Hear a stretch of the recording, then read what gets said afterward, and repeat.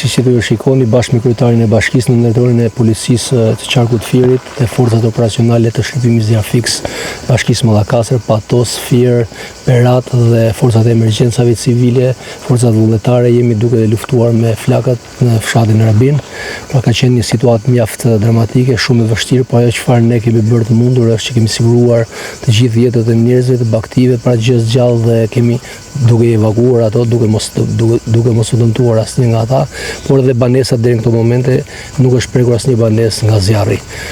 Vlen të theksoj shumë dhe të falenderoj çdo forcë reaguese në këtë zjarr masiv, pasi ka qenë një zjarr i përmasave shumë të mëdha, me temperatura të larta, me flak që kanë përpirë dhe kanë marrë përpara hektar me pisha, dhe me ndihmën e 2 helikopterëve që kanë punuar përgjatë gjithë ditës sot, ne kemi bërë të mundur që deri në këto momente vatrën e zjarrit ta mbajmë të menaxhueshme brenda perimetrit të banesave të fshatit gjithmonë.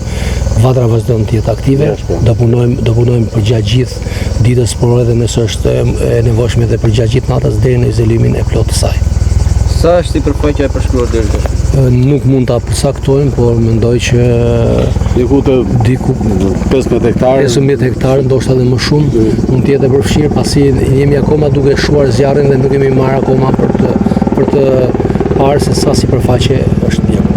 Kemi djegje sipërfaqësore më shumë se sa djegje të thellë, pasi zjarri ka qenë i menjëhershëm dhe ka agrovuar në një kohë shumë të shkurtër si pasojë e ndihmës nga era e fortë që ka qenë në mesditën e sotme. Ndërkohë janë evakuuar 20 familje. Ku do të kalojnë natën sot? Atëherë, të gjitha familjet do të merret patjetër që me familjen do të merret bashkia për të bërë të mundur akomodimin e tyre, por për momentin të gjitha banesat e tyre janë të paprekura nga zjarri.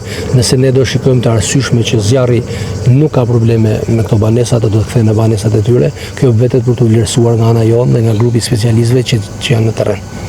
Faleminderit.